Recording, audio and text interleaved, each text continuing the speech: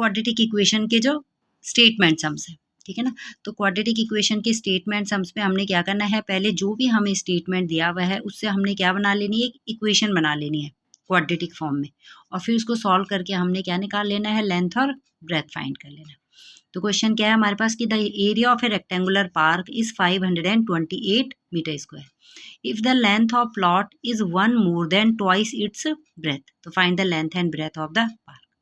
तो इन क्वेश्चंस में हमने सबसे पहले क्या करना होता है कि लेंथ और ब्रेथ में जो रिलेशन है वो ढूंढना है आपने। तो हमें दिया हुआ है कि length is 1 more than twice its breadth, तो हमने क्या करना है, ब्रेथ को कुछ देर के लिए क्या ले लिया, हमने लेट कर दिया कि ब्रेथ हमारी कितनी है, x।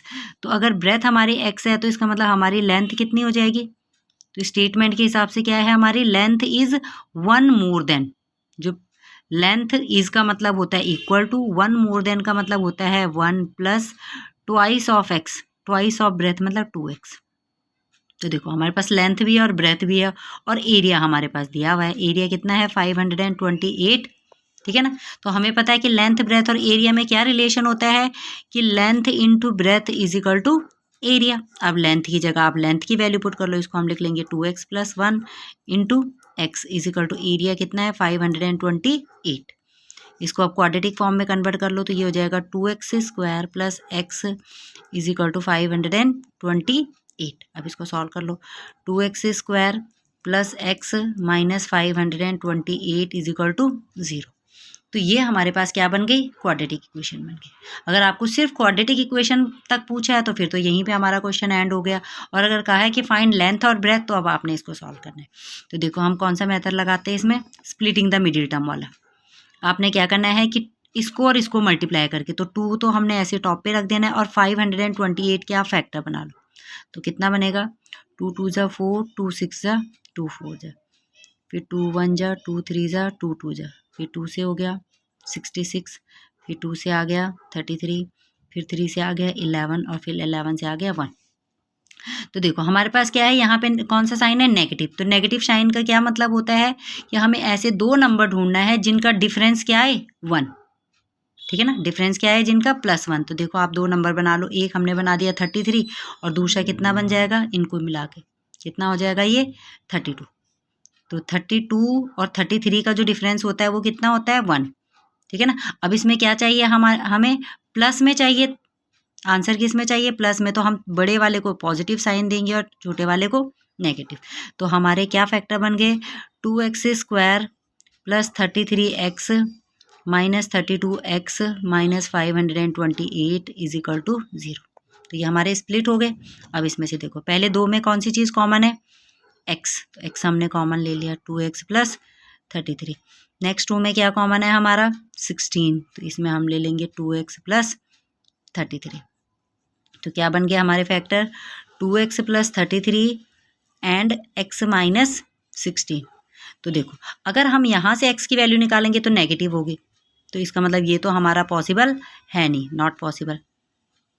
तो इसका मतलब x की वैल्यू हमारी किससे निकलेगी, x minus 16 is equal to 0 से। अगर x minus 16 is equal to 0 है, इसका मतलब x हमारा कितना आ जाएगा 16। तो इसका मतलब हमारी जो ब्रेथ है वो कितनी आ गई, ब्रेथ आ गई हमारी 16। तो लेंथ कितनी है हमारी, देखो लेंथ कितनी थी 2x प्लस 1, तो ये हो जाएगा हमारा 2 into 16 plus 1 this equal to 32 plus 1 33। तो इसका मतलब हमारे पास लेंथ और ब्रेथ क्या आ गई 16 और 33। तो इस टाइप से हमने क्वाड्रेटिक इक्वेशन सॉल्व। हमारे पास the product of 2 consecutive positive integer is 306, find the number. तो देखो कंसेक्यूटिव इंटीजर, कंसेक्यूटिव नंबर का मतलब होता है जो साथ वाले नंबर होते हैं, जैसे 5 6 7 8, ठीक है ना, 10 11 जो साथ साथ वाले नंबर होते हैं। या ये कह सकते हैं कि कंसेक्यूटिव नंबर का मतलब जिनमें 1 का डिफरेंस होता है। तो क्या कह रहा है क्वेश्चन है, the product of to consecutive positive integer is 306। तो हमने क्या कर देना है, सबसे पहले लेट कर लो कि लेट द इंटीजर। हमने इंटीजर क्या क्या लेट कर लिया, इंटीजर एक इंटीजर हो गया हमारा x। अब क्योंकि ये कंसेक्यूटिव है तो दूसरा क्या हो जाएगा x प्लस 1। अगर देखो अगर हमारे पास कंसेक्यूटिव इवन नंबर कहते तो फिर हम लेट करते हैं x और x प्लस 2, क्योंकि उनमें कितने का डिफरेंस होता है 2 का। लेकिन उसने क्या कहा है, कंसेक्यूटिव इंटीजर का है सिर्फ, तो हम x और x प्लस 1। अब कंडीशन पे जाओ, कंडीशन का क्या है हमारे पास कि the product of to consecutive number is 306। Integer है, नंबर है, सारे हमने एक्स ही लेट करने हैं, तो इनका product x into x plus 1 is equal to 306। तो इसको अभी हम मल्टीप्लाई कर लेंगे, x square plus x is equal to 306, तो ये बन जाएगा x square plus x minus 306 is equal to 0। ठीक है ना, तो ये मिल गया। फिर हमने इसमें वही स्प्लिटिंग द मिडिल टर्म, तो पहले हम क्या करेंगे 306 के फैक्टर बना लेंगे। तो पहले 2 की टेबल में 2 3 जा, फिर 3 की टेबल में 3 5 जा 15, 3 1 जा 3, फिर 3 की टेबल में 3 1 जा 3, 3 7 जा, और क्या बन गया 7। तो अब हमें ऐसे दो नंबर ढूंढने हैं जिनका डिफरेंस कितना है 1। तो कितना हो गया 3 3 जा 9, 2 जा 18, एक हो गया हमारा 18 और दूसरा क्या हो गया हमारा 17। अब हमें क्या चाहिए प्लस एक्स, तो इसका मतलब हमें बड़े वाले को कौन सा साइन देना पड़ेगा पॉजिटिव। तो 18x minus 17x minus 306 is equal to 0। अब कॉमन ले लेंगे हम, तो x कॉमन आके ये कितना बन गया x प्लस 18, यहाँ से माइनस कॉमन लेके ये कितना बन गया x प्लस 18, तो ये आ गया हमारे पास x प्लस 18 और दूसरा आ गया हमारे पास x माइनस 17। तो पहले वाले से x की वैल्यू कितनी आ जाएगी माइनस 18 और दूसरे वाले से x की वैल्यू कितनी आ गई 17। अब उसने अगर केवल इंटीजर का होता तो हम ये भी ले लेते, लेकिन उसने क्या कहा है पॉजिटिव इंटीजर, तो इसका मतलब x हम क्या ले लेंगे 17। x हमारा कितना हो गया 17, तो इसका मतलब अगर x हमारा 17 है तो x प्लस 1 कितना हो जाएगा 18। तो इसका मतलब हमारे पास जो दो इंटीजर हैं वो हमारे कौन कौन से आ गए, इंटीजर हमारे कौन से हो गए 17 और 18। इसी एक्सरसाइज का नेक्स्ट सम है हमारे पास, Rohan mother is 26 year older than him, the product of their ages 3 year from now will be 360, find the Rohan present age. ठीक है ना, तो हमें क्या दिया हुआ है इसमें कि फिलहाल एक तो हमें दिया हुआ है कि जो रोहन की मदर है वो कितनी है 26 ईयर ओल्डर देन रोहन, और दूसरा नेक्स्ट इक्वेशन हमें दिया हुआ है कि जो प्रोडक्ट है उनकी एजेस का कब 3 साल बाद वो कितनी है 360। तो हमने क्या फाइंड करनी है एज ऑफ रोहन। तो लेट कर लेते हैं हम सबसे पहले, लेट जो प्रेजेंट एज है, प्रेजेंट एज किसकी रोहन की, present age of Rohan be x.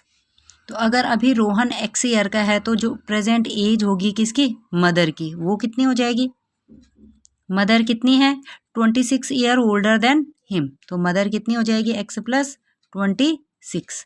तो ये तो हमारी प्रेजेंट कंडीशन है।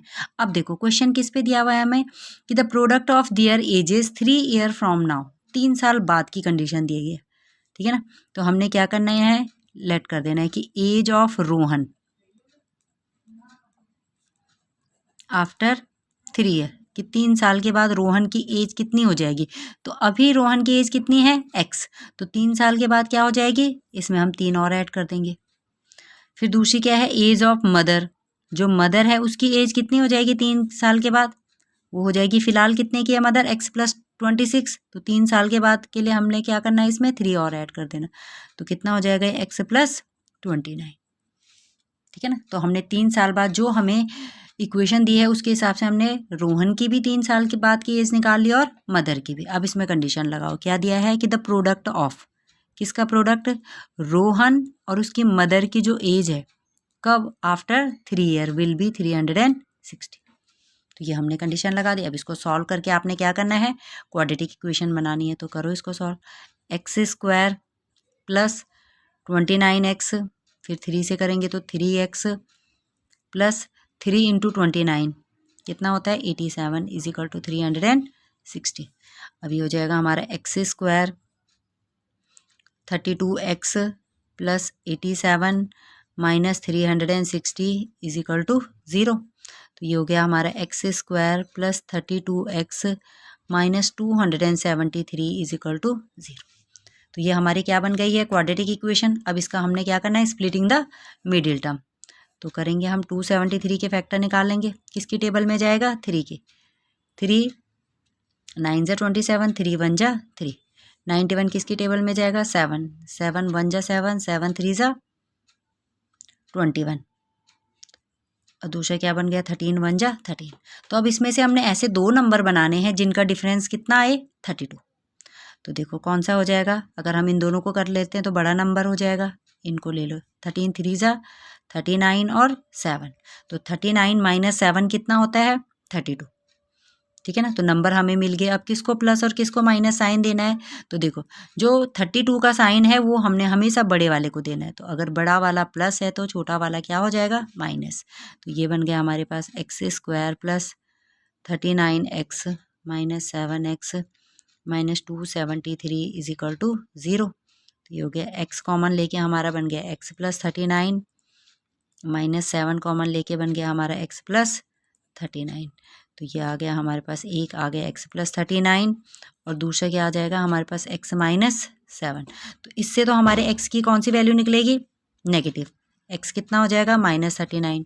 तो एज कभी भी नेगेटिव नहीं होती, तो ये तो हमारा पॉसिबल है ही नहीं, नॉट पॉसिबल। तो इसका मतलब x यहाँ से कितना आ गया हमारा x minus 7 is equal to 0 से x कितना आ गया 7। तो इसका मतलब रोहन की जो प्रेजेंट एज है वो कितनी है 7, ठीक है ना। जो प्रेजेंट एज है सोनू की एज हमारे किसकी रोहन की वो कितनी है 7 ईयर। तो इस टाइप से हमने ये वाले क्वेश्चन। इसका लास्ट क्वेश्चन है हमारे पास, a train travel a distance of 480 kilometre at a uniform speed if the speed had been 8 kilometre per hour less it would be have taken 3 hour more to cover the same distance। Basically in questions में क्या होता है हमारे पास कि 2 speed दी रहती है, एक होगी ओरिजिनल स्पीड, ठीक है ना। तो अगर ओरिजिनल स्पीड से जाती तो कितना टाइम लेती, और अगर हमने उसकी स्पीड को कम या ज़्यादा किया है तो फिर कितना टाइम लेगी, ठीक है ना। डिस्टेंस तो उसने सेम ही कवर करनी है 480 किलोमीटर, बट ये जो 480 किलोमीटर है उसको उसने अलग अलग स्पीड में कवर करना है, ठीक है ना। जैसे एक हमारी ओरिजिनल स्पीड हो गई, नेक्स्ट टाइम हमने 8 किलोमीटर पर आवर उसको कम कर दिया। तो देखो अगर हम उसकी स्पीड कम करेंगे तो टाइम पे फ़र्क पड़ेगा, ठीक है ना। तो बस हमने बेसिकली इसमें क्या करना है, टाइम का फॉर्मूला लगाना है कि टाइम इज इक्वल टू क्या होता है डिस्टेंस ओवर स्पीड, ठीक है ना। तो क्वेश्चन में फाइंड क्या करना होता है, हमने ओरिजिनल जो स्पीड है वही फाइंड करनी होती है। तो सबसे पहले हमने वही लेट कर देनी है कि let the speed of train, जो भी चीज़ है कार है ट्रेन है जो मर्जी है, स्पीड ऑफ ट्रेन सबसे पहले हमने वो लेट कर लेनी है कि कितनी है x, और डिस्टेंस कितने जाना है उसने, डिस्टेंस कितनी ट्रैवल करनी है हमने 480 किलोमीटर। तो देखो हमारी स्पीड तो कितनी है x, ट्रेन की स्पीड कितनी है x, और डिस्टेंस कितनी ट्रैवल करनी है 480। तो देखो अगर इस स्पीड से 480 किलोमीटर की डिस्टेंस ट्रैवल करता तो कितना टाइम लेता, सबसे पहले हमने ये लिख लेना है। तो टाइम इज इक्वल टू क्या होता है डिस्टेंस ओवर स्पीड, तो ये हो जाएगी 480 ओवर x। तो एक इक्वेशन तो हमने हमेशा ही किसके साथ बना देनी है ओरिजिनल स्पीड के साथ, जो भी हमें ओरिजिनल दिया है। उसके बाद नेक्स्ट क्या किया उसने, if the speed had been 8 kilometre per hour less, अब हमने उसकी स्पीड को कितना कर दिया है कम कर दिया है। न्यू स्पीड कितनी हो गई है, न्यू स्पीड हो जाएगी हमारी x माइनस 8, कम करते हैं तो आपने माइनस कर देना है, अगर ज़्यादा करी है स्पीड तो प्लस कर देना है। तो ये हमारी न्यू स्पीड है, तो अब कितना टाइम लेगा इसको हमने t2 नाम दे देना है। तो टाइम इज इक्वल टू क्या होता है डिस्टेंस ओवर स्पीड, डिस्टेंस कितनी है 480 ही है ओवर, अब उसकी स्पीड कितनी हो जाएगी x माइनस 8। तो देखो पहले उसने इतना टाइम लेना था, अब उसने इतना टाइम लिया। तो ये कह रहा है कि अगर हम स्पीड को क्या कर देते हैं कम कर देते हैं तो 3 आवर्स मोर लेती है सेम डिस्टेंस को कवर करने में। इसका मतलब ये जो 2 टाइम है हमारा इनका डिफरेंस कितना है 3 आवर। अब देखो इसमें से हमने ये देखना है कि हमारा T1 बड़ा है या T2, सबसे पहले हमने ये चेक कर लेना है। तो देखो T2 में स्पीड हमारी क्या है कम है, तो अगर हमारी स्पीड कम होगी तो टाइम हम क्या करेंगे ज़्यादा लेंगे। तो इसका मतलब हमारी इक्वेशन क्या बनेगी T2 minus T1 is equal to 3 hours. अब T2 की जगह T2 की वैल्यू पुट कर दो, 480 over x minus 8 minus 480 over x is equal to 3। तो मेन हमारा यहीं पे है कि आपने क्या करना है अलग अलग स्पीड से हमने क्या करना है अलग अलग टाइम निकाल लेना है, फिर उन दोनों का अगर हमें डिफरेंस दिया है तो डिफरेंस है, सम है तो सम, जो भी दिया आपको। अब इसको हमने नॉर्मल सॉल्व कर देना, फ्रैक्शन है तो हम एलसीएम ले लेंगे x माइनस 8 इंटू एक्स, ये हो जाएगा आपका 480 into x minus 480 into x minus 8 will be equal to 3। इसको आप अंदर इंटू कर लेंगे तो ये हो जाएगा 480x माइनस 480 इंटू एक्स, और माइनस कितना हो जाएगा प्लस, तो इसको अगर हम इसके साथ इंटू करते हैं तो ये आ जाएगा हमारा 3840 डिवाइडेड बाय, इनको भी हमने आपस में इंटू कर लेना है, तो कितना बन गया x square minus 8x is equal to 3। इसके बाद देखो 480 से 480 हमारा कैंसिल हो गया, तो कितना बच जाएगा हमारे पास, ये हो जाएगा 3840 divided by x square minus 8x is equal to 3।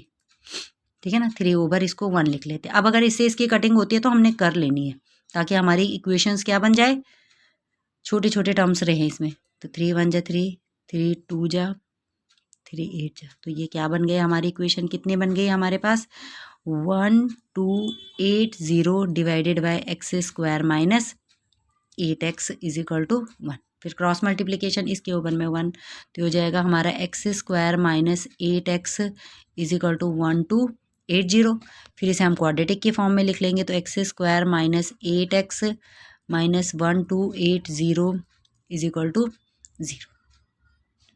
ठीक है, फिर हमने क्या करना है अब इसके स्प्लिटिंग द मिडिल टर्म, सबसे इजी वही पड़ता है हमें, तो उसके फैक्टर बना लेंगे हम।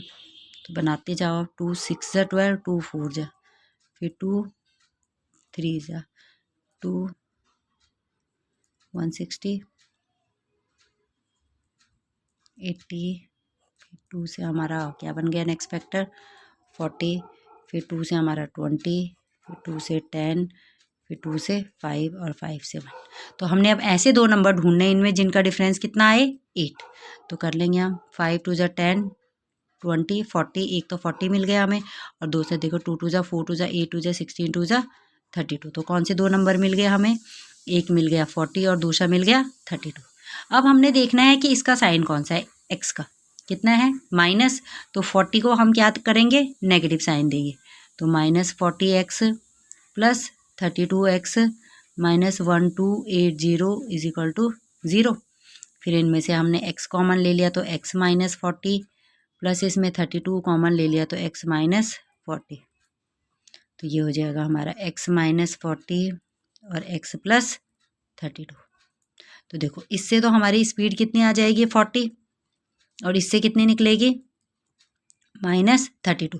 तो देखो नेगेटिव तो स्पीड होती नहीं है, इसका मतलब हमारी स्पीड कितनी आ जाएगी, x will be equal to 40। तो स्पीड कितनी है हमारी ट्रेन की 40 किलोमीटर पर। तो इस टाइप से हमने ये वाले क्वेश्चन सॉल्व कर देने आपने, ठीक है ना।